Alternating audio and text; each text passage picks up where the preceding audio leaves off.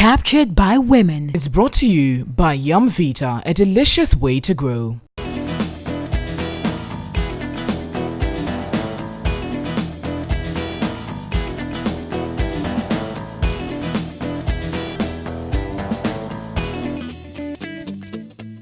Hello viewers, and it's another beautiful Saturday and we're coming to you live from TV3 Kanda at the Sawi. Of course, it's Captured by Women, which is brought to you by Yum Vita, a delicious way to grow. But of course, today we're going to touch on very interesting topics that have made headlines during the week. On The Spin, we'll be touching on the banking and savings culture of Ghanaians, because we had an unfortunate incident where an elderly woman in the Volta region hid her money to save it, but unfortunately it was chewed by termites. And then we'll go on to big matters such as the 1 million jobs that have been created by the government in power. But of course, the question is, where are those 1 million jobs? Then also we'll be talking about the Right to Information bill, which hasn't been passed yet. Of course, we've had the back and forth with it in Parliament, but we'll be having guests to speak to this issue to give us some clarity on the matter. And then finally, we'll speak to a very renowned journalist, a woman who has been working in the field for 36 years, to tell us a few things about how the field of journalism has been for her these 36 years and whether she really recognizes the press for the fight for freedom, whether it is being achieved in Ghana. And so these are the interesting things we've lined up for you today. You certainly don't want to change the station. We'll be right back after this break. Stay with us.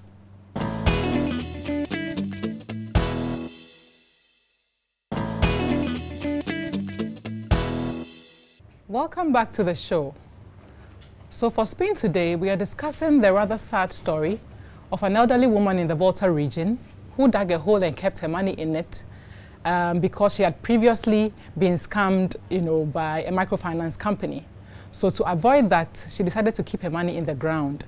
Unfortunately, termites have destroyed her money. And we're here to discuss this issue and also look at the general mistrust that is in the financial sector. So ladies, what are your initial thoughts on this story? When I saw that particular footage the manager of the bank sent, I was saddened because, for an elderly woman, this is probably all she's looking up to. This is all her savings and having termites. I don't think in her wildest dream she thought that anything of that sort would be what would take the money out. Probably maybe rain or something, but not termites. And I'm sure if she knew it would happen, she would have used it for something profitable. But that brings to mind the mistrust we have in these banking industries or the microfinance institutions, because you sleep and wake up and tomorrow it's no more. And so you're thinking, maybe I'm better off putting my money in my own pocket and keeping it or managing it as it is. But what we also have to realize is the monies we give to the banks is what runs the economy, whether we like it or not. And so even though you may to one part want to save yourself, you are worsening off the economy as a whole. And I don't know what other your fate will be. Maybe it won't be termites, it will be something else. So certainly I know the mistrust is there, but it's also up to the banking institutions to reinstill and educate that trust we have for confidence them. Exactly. So I'm looking at Bank of Ghana also being a good regulator to make sure these things are not too rampant.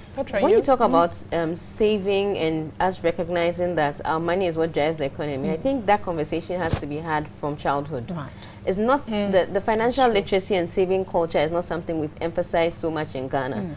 And so when you think about other countries, like I know Japan, for instance, the saving is so much that the economy thrives on the savings of people. They spend very little of what they earn.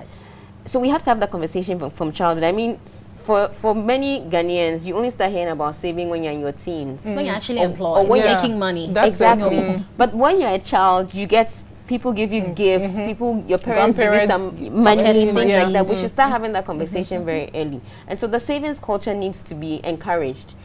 But then my heart just definitely goes out to this elderly woman, because she's one that we know. But there's so many others that we've not found out about. And it's something that could actually be very permissive in our rural areas. Because people are keeping money, they don't want to take it to the bank, or maybe they don't even have like a financial institution close to them because they have to travel. But that's why I feel that mobile money also has an opportunity. Because mobile money in some countries, I know in Kenya, for instance, has become so useful that it helps grow businesses in rural areas, areas that are not accessible by regular financial institutions. So we may have to have that conversation. it's a very good solution. And so whilst we're saying they should take their money to the banks, they can also use mobile money as an option, because that's also money in your hand. It's digital cash. So we need to think about that as well, because I think the conversation around moving towards a cashless society is one that we have to begin.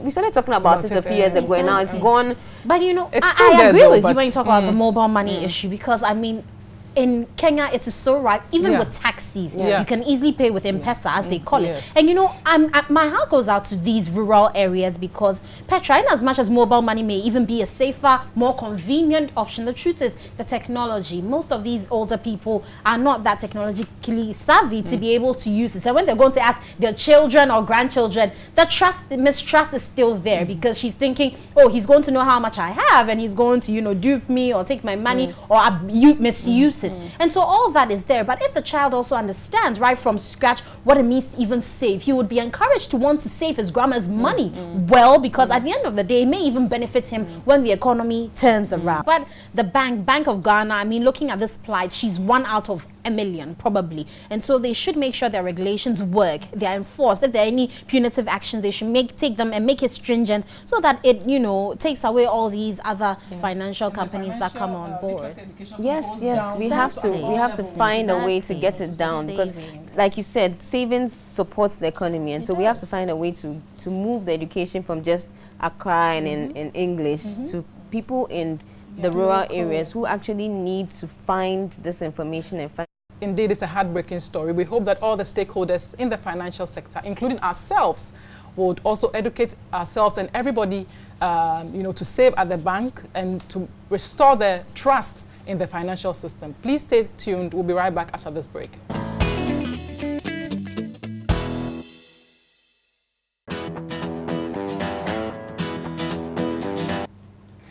Welcome back. So on Big Bang One today, we're discussing the fact that the government in power, the New Patriotic Party, says that it has been able to create over 1 million jobs since coming into office. And of course, many people are also asking that if the government says it has created these jobs, then of course it has to be tangible, so people know and can identify where these jobs are. And so to answer these questions, we have the Deputy Minister of Employment and Labour Relations in the person of Honourable Bright Reku Brobe. He's also the MP for Himan-Lower Denchura. Welcome to Captured by Women.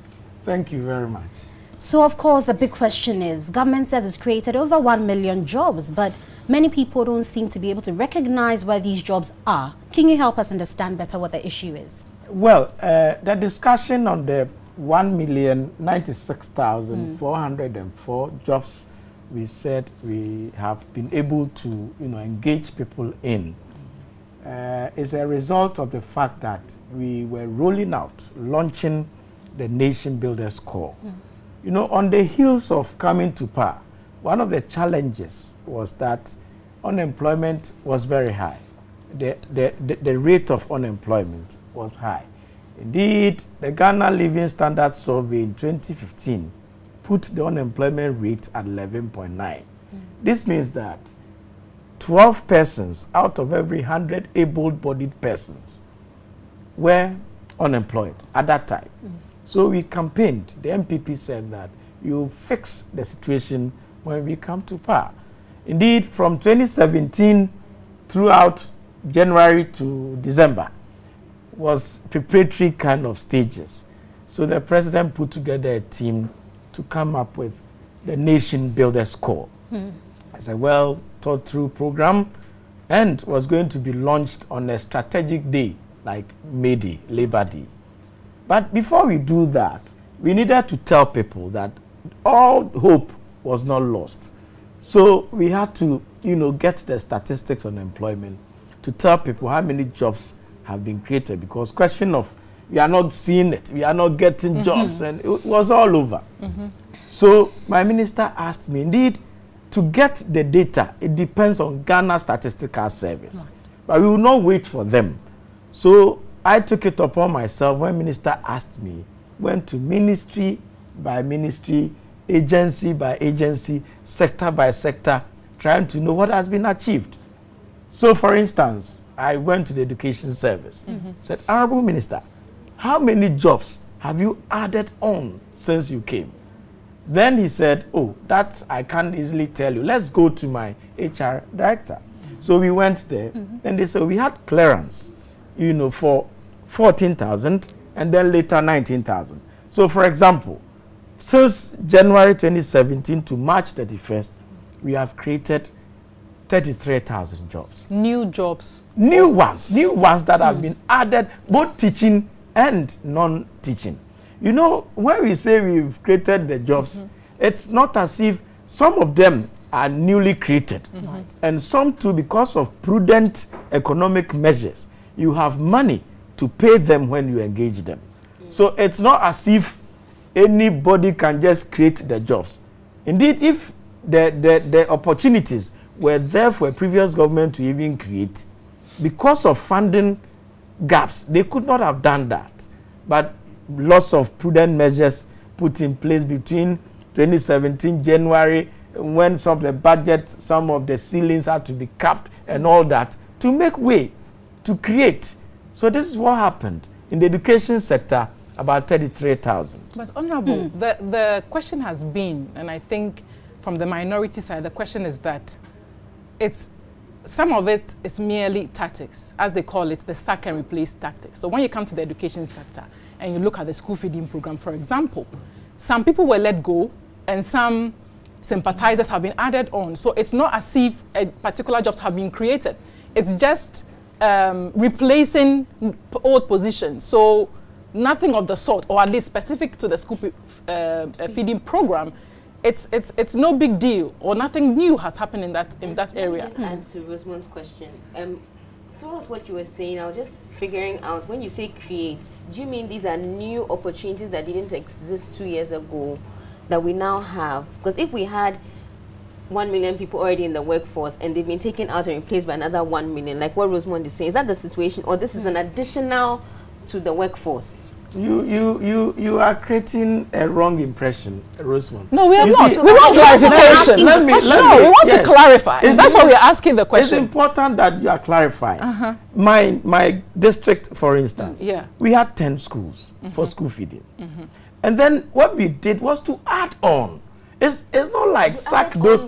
We've added on 8 more schools, meaning we need to engage more people. Right. Okay. So those already engaged are there. But exactly, that is peculiar to your district. But is that widespread? Is that what happened across? That's what happened the entire Very nation. well. But I also the gender ministry, also a point of correction. The school feeding program is not run by the education service. Right. It's run by the Ministry of Gender. So they added on more schools, and given the size of my constituency and district, we are relatively a smaller one. So we added 8 to the 10. And it came with more, caterers and all. So that's what we are saying. Honorable, let's move into the agriculture sector, because that is one big bane for our economy. And it's been said that you've created new jobs using the Planting for Food and Jobs as the platform. But we know that it's a situation where some farmers are only being harnessed to produce more by being given fertilizers and seedlings. I heard the Honorable Minister for Agri mention that when a hectare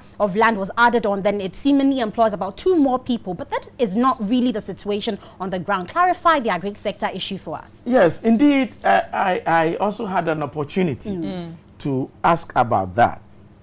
This figure 745,000, which adds up to the 1 million we are talking about. Right. Everybody wants to know where those jobs are. Exactly. What happened was that the fertilizers that come in, they are not, manufactured here in Ghana. They come and they are imported. They get to the port. Have you imagined the number of jobs that are created there? Because they have to be backed. When they are backed, there are people involved in, they are engaged. When they are backed, they are transported. They are carried into vehicles, transported to the various districts across the country. All these processes, the value chain creates the jobs. The aspect where you say a farmer, he's there already, and the farmer is doing his own thing, and that doesn't even come in. The application of the fertilizer, the extension officers that are engaged to deal with the farmers, bridging the farmer extension worker ratio, and these are the things that we are talking about. And indeed, people have been employed. Right. Okay, so there's the concern as well, because you talk about agriculture, you've spoken about jobs created through the value chain, but there's also a very interesting conversation around graduate unemployment. And so I'm concerned if you could speak to how many of our graduates are being engaged in this 1 million. Is there any intentional approach to ensure that people who've gone to the university system are absorbed in the new drive? And to hang on to that question, how much of the unemployment rate are you reducing by employing this 1 million number of people? You know, that statistics of unemployment rate reducing and all that comes from Ghana Statistical Service. The figure we have now dates back to 2015. Okay. So, I mean, I cannot, you know, go unless they give to us. It was to tell a story to the president that indeed it is not that nothing has happened. There are things happening. The bigger picture is looking at the graduates who have gone to school, completed 3-4 years down the line, keep on looking for job, sending their CVs, but all they are told is that we have everything here, we need clearance before we take you on. This is what is happening. And the Nation Builders Corps, which we launched, is what is going to address these kinds of unemployment situations which we so it means that currently, of this 1 million, from what you're saying, because Petra's question was, out of this figure, has there been any significant, you know, drive directly to graduate unemployment? We have not disaggregated that. We have not disaggregated because that. we are told it's in the formal, majority of this is in the formal sector. Yes. So we had wanted to know specifically relating to graduate employment, how many, or in a sense, because it is a very big issue. Yeah. I mean, there are lots of conversations around the fact that so many young people come out of university or tertiary institutions and they're unemployed. I mean, we even had a situation where a group of young people formed the Unemployed Graduates Association, which we can have a different conversation about. But I feel that if it's such a big issue, then we should know, we should have the statistic. And you mentioned that the Ghana Statistical Service hasn't provided the data yet. So most of the data that you have is what you have generated internally from the ministry. But because that's such a big issue, shouldn't we also have like a deliberate attempt to ensure that the situation improves? Absolutely. That is what we are seeking to do. The next time round you host me, I'll be able to tell you this. You give us the figures. The NAPCO program that we are doing, we are now running them through a system where you go, you key in, gender is disaggregated, age is disaggregated, sector is disaggregated. So we'll be able to give you all these kinds of things. Right. Okay. The figure we also have from ISE, you know, Institute of Statistical and Social. Research. Yes, they also have given us data that only about 10% get jobs after national service. So it is a worrisome situation which you are painting. And that's exactly why our major focus is targeting the graduates, you know, who have completed schools, the HND holders, the diploma holders, the degree, in some cases, even masters, people who hold masters are not getting jobs to do. Yeah. And that's you find them in private, so-called international schools, teaching and earning 300 Ghana, 400 Ghana, and so people with masters. But these are the things that worry the president so much that he had to put a team together for us to address. So the Nation Builders Corps is what is flagship for us because we think that it's going to reduce the unemployment. My constituency, for example, if I'm entitled to about 300 of these, and I've been wondering and dreaming, and it's so nice for me that I can get even about 200 of my people who are unemployed to get jobs through the NAPCO program. So these are the kinds of, you know, conversations. But it also comes back to the issue that, you know, I mean, there's so much, I don't want to say misinformation, but people are not clear. That's why we're coming at you sort of to get the numbers, because the question is, where are the jobs? I mean, we need more information. That's why we seem to be coming at you on that particular. I tried to, you know, go through. I have the list with me, and it's all over on social media. So I'm sure you have it. But you know, come to think of it, I went to the Ministry of Regional Ray Organization, Honorable Dambuche's ministry. We asked, Honorable, how many jobs have you created? Honorable says, it's a new ministry. I have 5. Then we document that. Obviously, these 5 are all graduates in a sense. They are going around, they are doing that. He has 5. Very modest figure we put there. We went to Ministry of Interior. We asked them, how many people have you been able to add? But you mentioned something very important about clearance, and my concern is there because as a health worker, I know many times when we've gone to, Controller and Accountant General, you say Minister of Finance has not released clearance because there are no funds. So you could have the documentation that you plan to have this number of jobs, but you know that if the funds are not adequate, we're going to still have this issue of clearance being a big issue. And so as of now, doesn't it feel like the MPP is just throwing out the numbers? But when it comes to the reality of employing and actually even paying them sustainably, this is not going to be feasible. And sorry, Honorable, let me just add, because when you talk about if it's sustainable, I'm also thinking, because you said you go to a ministry and you ask them how many people do you have, it's 5. Is that 5 people like concrete who've gone into the system? They have been verifiable. Apart from the 745,000 who are mainly in the informal sector in the Greek.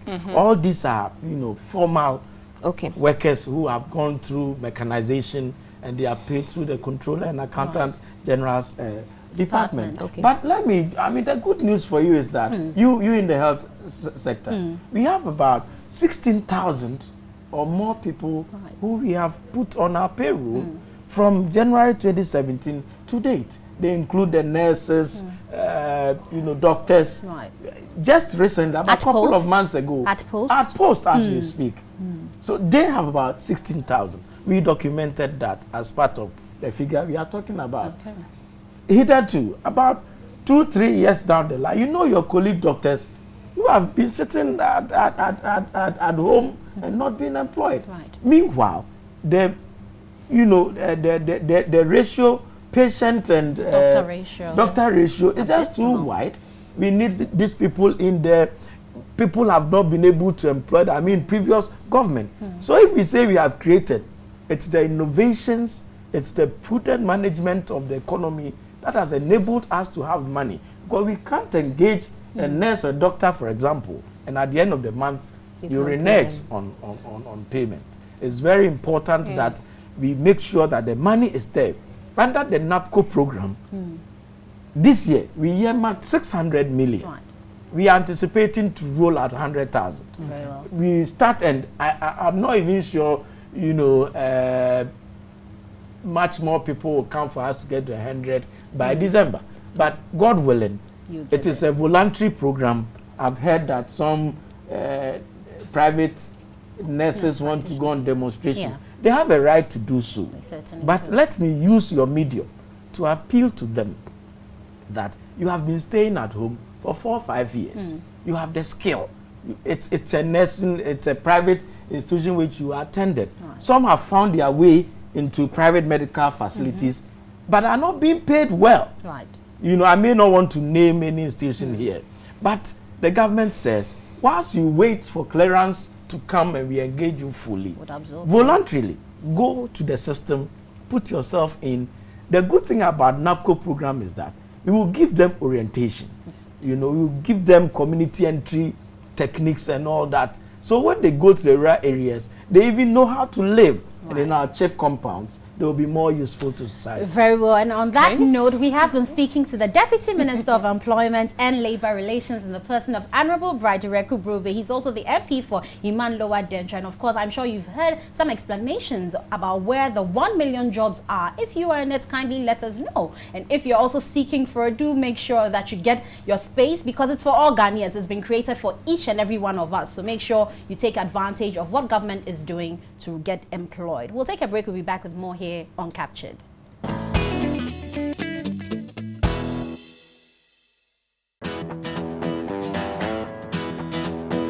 So the Right to Information Bill, which has made so much headlines, and many times because journalists are actively pushing for it, particularly now that we're celebrating the World Press Freedom Day. We're hoping we would have heard some good news about it, but unfortunately it hasn't been so. It's been laid before Parliament and it was withdrawn because of some technicalities and some errors to it. But to speak to the issue, to help us understand exactly what this RTI issue is all about, we have Ben Abdallah Banda. He's the chairman for the Committee on Constitutional, Legal and Parliamentary Affairs. Welcome to Captured by Women, sir. Thank you. Honorable, so this RTI bill, I mean, it's over 17 years we've been having issues with it. But try and let us understand, the final one that happened where it was laid before Parliament and it was said it wasn't urgent and also some mistakes were identified and so it was withdrawn. What exactly went down there? Very good. Every bill emanates from the cabinet. Okay. So this bill, the Right to Information Bill, is not an exception. Now, when the bill was laid in Parliament, it was so laid under what we refer to as the certificate of agency. Right. What it means was that the bill would have been passed into a law within the shortest possible time. Now, under our standing orders, or even under the 1992 Constitution, when a bill is laid in Parliament under the certificate of agency, the Speaker of Parliament will have to refer the bill to the appropriate committee in Parliament. In this particular case, it was referred to two committees, the Committee on Constitutional and Legal and the Committee on Communication. Now, under our standing orders, the committees will have to meet and take a decision as to whether the bill is of an urgent nature. Now, the committee met and thought otherwise because, first of all, the bill is of national importance. Two, the bill has generated a lot of interest. And thirdly, the bill is not a simple bill, so to speak. So the committee at the end of the day came to the conclusion that this bill is not a bill that has to be taken under the certificate of agency. Right. So what it therefore means... Let me cut in and ask this question, because at the same time this bill was laid, other issues such as even the military-based U.S. military agreement with Ghana was tabled and was, carried on the certificate of urgency. So why wouldn't you think an RTI, which has been before Parliament for 17 good years, back and forth, is not urgent? And sorry, Nana, to add to your question, is it the case that when a bill goes under a certificate of emergency, it has to skip certain procedure? Is that what happens? Because my thinking is you just have to put a bit more speed to it. So maybe you can explain to us. Because when you said, one, it's taking so long, it has national interest, it's something that needs a lot of time, and I'm thinking, so how come that is not urgent? Now, to answer your question about the military agreement, that's the Ghana-US military agreement, that was an international agreement, and that ought not to be taken any through processes like it is done with respect to a bill. So once the president has signed the agreement, it has to come to Parliament for ratification. So ratification doesn't take too much of a time. But with respect to a bill has to go through certain processes. First reading, second reading, consideration stage, third reading, before it becomes a law. Now, the reason why we thought otherwise was that if we had taken this bill through the certificate of agency, what it meant was that the public would not have had the opportunity of inputting into the bill. Why? Is it because you're moving? Are you going to skip some of the steps? Why is it that if it's under a certificate of emergency, the public will not be able to engage? Because we've been engaging for 17 years. I mean, the coalition that is pushing for the bill, and really for all of us in media and general citizens as well, we're asking the question, so what is it about this particular bill that we keep going back and forth? And so I'm trying to understand, how can this not be urgent? And let me also add, yes, say that we couldn't have made quite a long time. And let me also add, this bill was drafted in 1999. Yeah. Was reviewed in 203, 205, 207, and is still undergoing review and revision. So till when? What at all is it that we haven't been able to correct and clarify for over 17 years? What is the issue? First of all, to your question, if a bill is to be taken under the certificate of agency, we will not skip the stages. it will still have to go through okay. the stages, except that it may be passed within a day. Okay. Right. And passing this particular bill within a day will not, to the best of our knowledge, aid the public because serve the interest. It will serve the interest of the public. Because as I'm talking to you right now, we have received as many memoranda from the public as possible, all indicating their views and perspective with respect to certain provisions of the bill. Now, time will not permit me to speak to certain provisions of the bill, and that will not even be appropriate for me to speak to certain concerns certain sectors of the public have raised with respect to some of the provisions embedded in the bill. So what I will say is that on the 7th of this month, the 2 committees are built to meet the public, to engage the public, to solicit their views with respect to certain areas that they think need amendment or need the corrections. Yes, the bill, we are not saying the bill is not of an urgent nature. The bill is of an urgent nature, but you remember when the special prosecutor bill came before Parliament, we were able to take the special prosecutor bill through all the processes. It was not taken under the certificate of agency, but we ensured that the special prosecutor bill went through the processes and became a law within a specific meeting of Exactly. Parliament. So why can't that be done Yes. for the That's RTI, exactly which is my so question. important? And so not looking at what the, public have to say or citizenry have to say, because I'm sure for 17 years, whoever had a voice would have made it clear. What exactly will happen if the bill in its current state is passed today? What happens? So, Honorable, that speaks to the question that I asked. So what haven't we corrected? What haven't we been able to do for 17 years? You see, this particular bill, yes, has gone through a number of parliaments. Yeah. And the previous committees that met and deliberated on the bill had their own opinions and views. And now, the bill as it is at the moment, let's meet on Tuesday. When we meet on Tuesday, I will even seize this opportunity to invite all of you to the forum on Tuesday. You will hear what people will say. I'm not saying that we are expecting a perfect bill, because you can't get a perfect bill.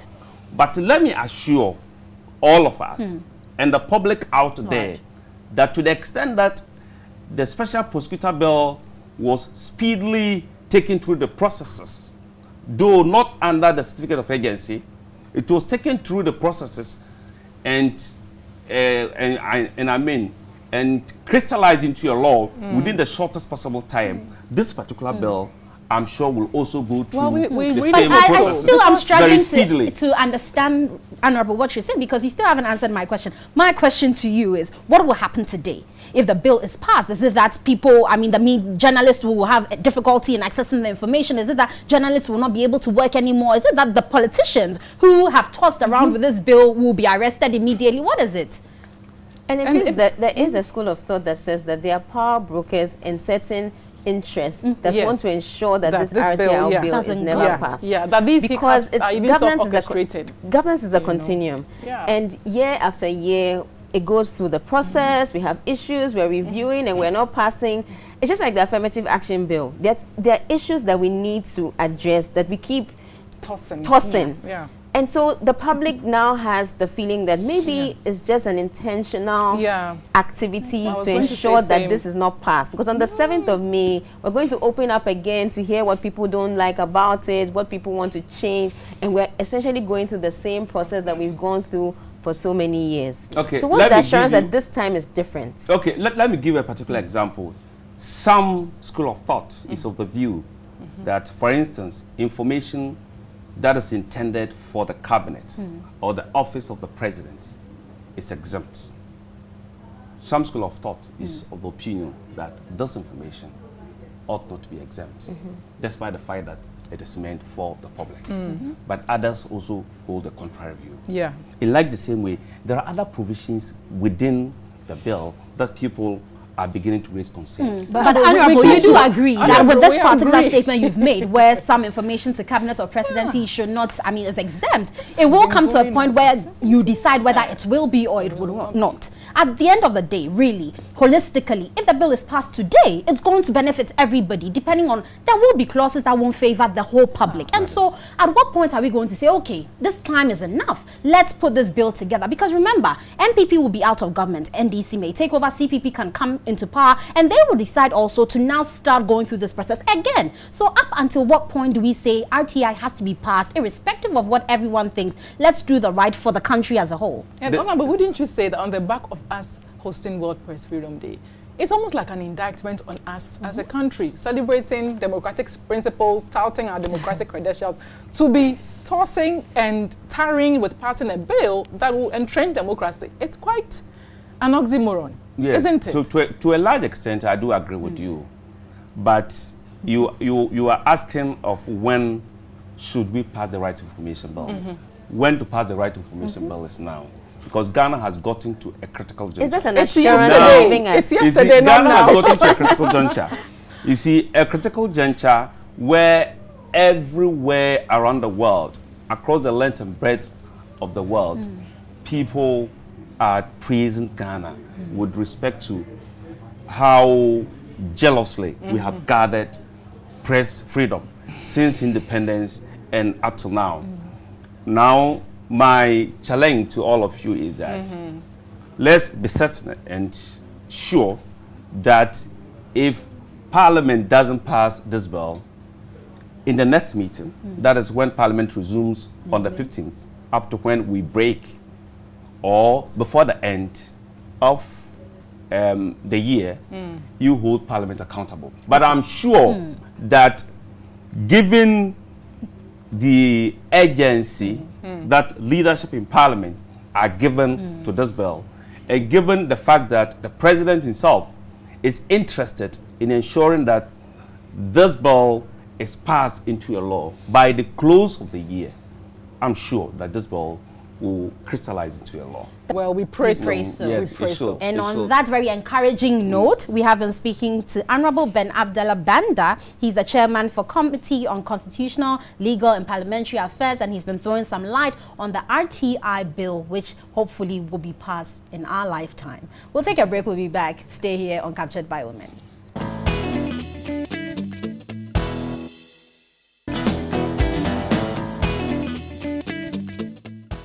Welcome back. This week, one of the biggest things that has been trending is the celebration of World Press Freedom Day in association with UNESCO. And Ghana was privileged to be the center of all of that celebration. Today, we have a very special person in our studio who's going to help us understand her journey, and particularly the journey of a woman in journalism. She's the interim president of the Association of Women in Media, and she's also the current editor of Junior Graphic. She shared some very interesting things about herself already, the fact that she likes to read and dance. Today, we've been joined by Mrs. Mavis Kitcher, who is the editor of Junior Graphic. Thank you very much for joining us. Thank you, too. And so, when we think about women in media, press freedom, everything, I mean, we have you to talk to you about your journey. We would like to hear, for instance, how has it been like for you as a woman in media? How has the journey been so far? You could just begin by telling us how you started, what have been some of the interesting, challenging things. How has it been like for you? Well, I started as a fresh reporter from the Ghana Institute of Journalism some 36 years ago. Wow. And then I got employed at Graphic. So I was a reporter. I was put on the airport beat. So I was interviewing presidents who were arriving in the country. When ministers were traveling outside, we interview them before they leave, and then when they come back, whatever they have had to do outside, they brief us, and then we write reports. So in the situation of the airport, for instance, you mentioned that you were the only woman. I was the only woman, yeah. And I'm thinking, so the airport is usually a very interesting place, could get very intimidating for a young person, especially when you're meeting very high-profile people. How was it like for you navigating that space? Because you were young, you were new, and then you also had the situation where you were the only woman in the room. Yeah, those days were the times that Dr. Kwesi Botre was traveling most of the time, going back and forth, coming with a lot of things that we need to interview them, and you needed to be on top of your game. So I'd always have to read and be sure that at least I could ask 1 or 2 questions before he leaves. Else when I get to the office, hey, Mavis, you didn't say anything at all. So then I had to show that I also had the clout to be there. The men were far ahead of me. But then I've been given that chance, and you know, you don't always get that chance. So once you get it, you got to use it. So I did, and then later, after some time, I went back to the office. After that, I was made the women's editor, and the rest is history. Now I'm the editor of the junior. In fact, I started the junior graphic.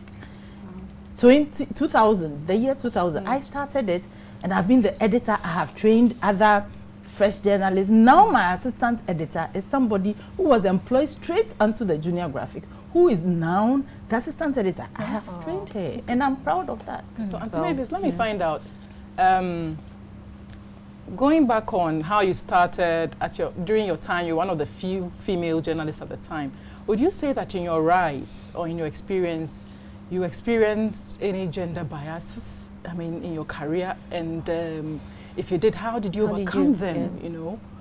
The gender biases will always be there. Okay. You know, we work with a lot of men, so they will always be there. But for me, maybe I had so much interest in women and children. Okay. So when I was put on the women's desk, I didn't think it was because I was a woman, but because I had interest there. Yeah. But then, you know that in journalism, the women cover assignments just as men. You can be asked to go anywhere at any time.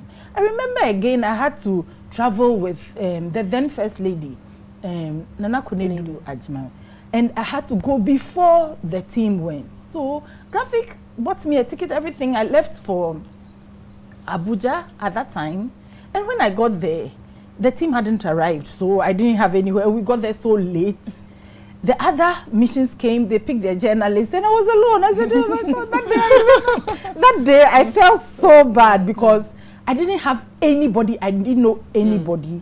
And then Nigerians have a way of doing things. They said I had dollars, but they said they won't take my dollars. They wanted Naira. I didn't have Naira to pay for my hotel. And it was dark. So I stood there, didn't know what to do. So I went to another lady and asked her, so I'm from Ghana, and where are you from? She told me where she was from, and so we're chatting. Then they came and picked her away. So then it got to a point, everybody was leaving the airport. So I went to another Nigerian, people were calling her Chief, so she was Chief Mrs. something. So I went to her and I said that I'm from Ghana. And I said, oh, Ghana, the Nigerian media women are somewhere here. Let me take you. So she took me to their, they have a hostel. The media women, they have a hostel. She took me there. She put me in one of the rooms. I paid, and I stayed on. And then when our First Lady came, I didn't have a problem again. She was there. She came for me, and I mean, the rest was interesting. Very well, but you wear many hats, and one of those is being the interim president for the Association of Women in Media. Looking at the Association of Women in Media, how far has the journey been? Are you impressed with the women in media as it stands now? And what are some of the prospects for women in media? I think that women in the media are doing very well. If I compare what is happening now to when I was a young reporter, I think they are in all the fields.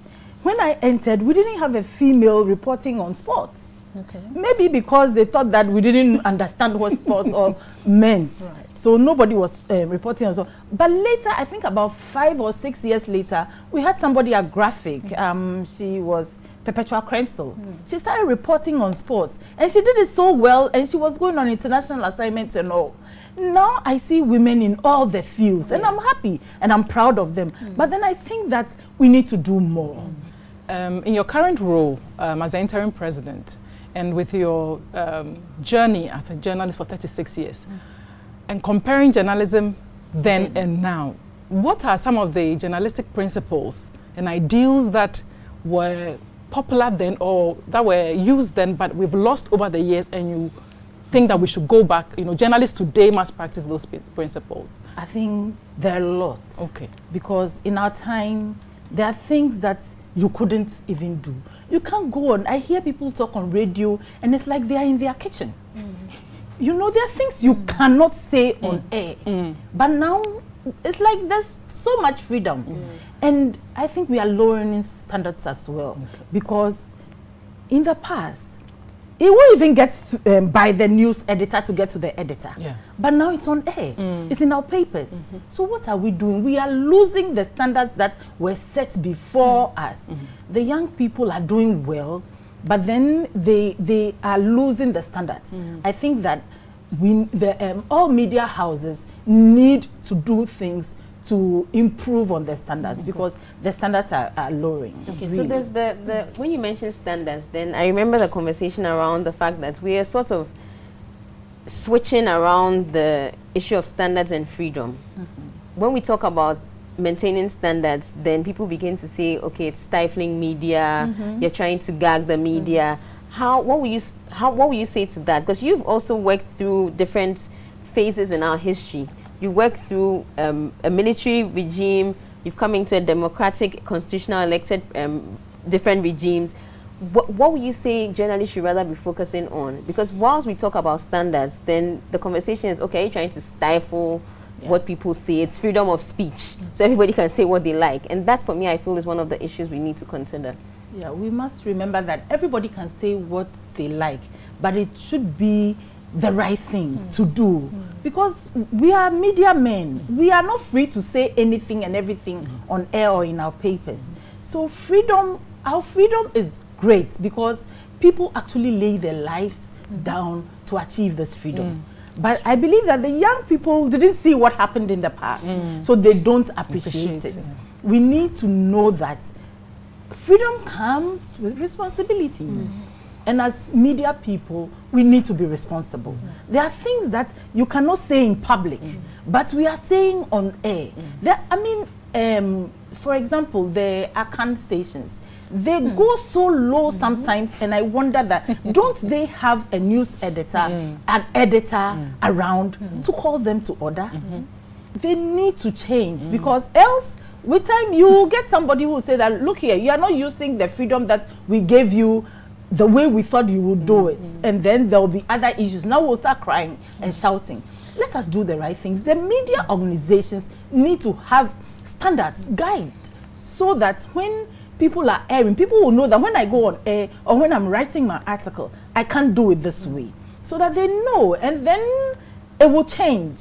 But it's like we've been lax too much. Very well. But finally, can you touch on the women in media and what it plans to do in the coming years? Okay. Women in media, we have come together. In fact, ASWIM was around in the 1981. But then it was active for some time. After a while, it became inactive. Then we thought that no, the media landscape is changing. So there's the need to train the younger ones to understand what media work really is. So we have come together again, and we are trying to assist the young ones, train them to know what to do and what not to do. They should acquire the skills that are needed for our current situation and the landscape that we are working in. Just as I spoke about the digital media, it is big now. So if you don't get there, you will lose out. And we need our women to get there too. So we will mentor them, we'll give them advice, and we are hoping that now that we have so many of them coming in, most surprisingly, all of them are so happy. Oh, ASWIM, we are happy you are back again. We are hoping that women in the media will really listen to what we will offer them. We are going to have a lot of training for them and mentorship for them, and we believe that it will change things. Supposing I want to join women in the media, how do I do that? First of all, you have to be a trained journalist. Because we are saying that we are going to improve standards. So if you are not a journalist, you don't even know what you are going to talk about. Must you be from a recognizable No, you should institution? You should just be a trained journalist. Once you're a trained journalist, you can write anyway. Now people are blogging and all that, so you can be doing that too. So be a trained journalist. Just come to us, and we have a platform. We'll put you on the platform. We discuss issues, and then when we are having training programs, we include you and we move forward. So how do we contact you? How do you contact Yes, me? as in the media, The association. Okay, now we are operating from the GJA. Yeah. But then we have a national coordinator who is Miss Mary Mensah. Yeah, she works with graphic. So if you get in touch with Mary Mensah, I can't give you her number offhand. Okay. Yeah, but if you get in touch with Mary Mensah, she will put you on the platform. Right. And then from there, you can be a Auntie Mary, Auntie Mavis, I'm sure there's a lot you like to say to women journalists and younger women out there. So we'll give you the opportunity to say your final words. Okay. Well, thank you very much. Women in the media, I believe that we have the opportunity to shine, to rise up. We are hoping that we'll have a lot more women at the top. We don't have that. We don't have that. We have just a few, and even that, we don't have them really at the top. We want to achieve that. That is why we have decided that we are going to train the young ones so that come 5-8 years, we can have a lot of women editors, we can have a lot of women show editors, directors, and then we can have women as managing directors of the various media houses. We are hoping that we can achieve that. So I believe that we can do it. So we should come together and achieve that, so that they also, after we have left, they also can train the younger ones that will come after them.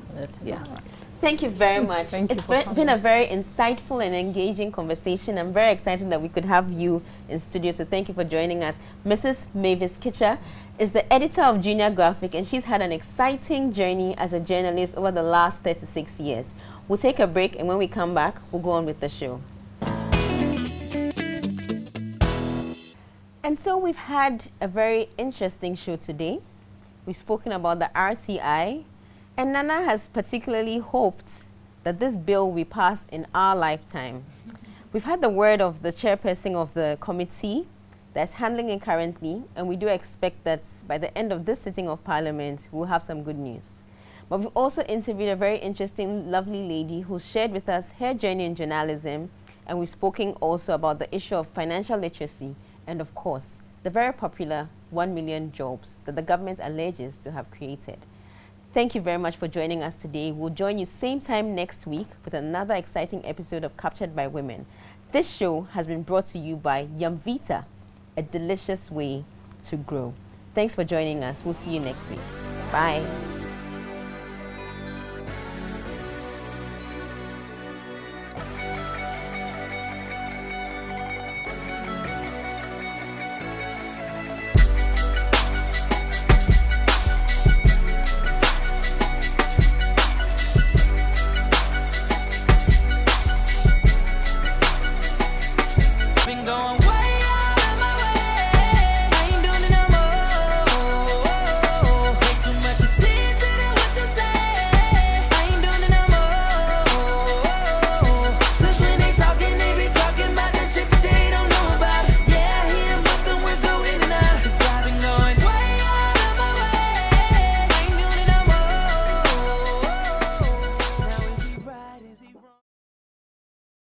Captured by Women is brought to you by Yumvita, a delicious way to grow.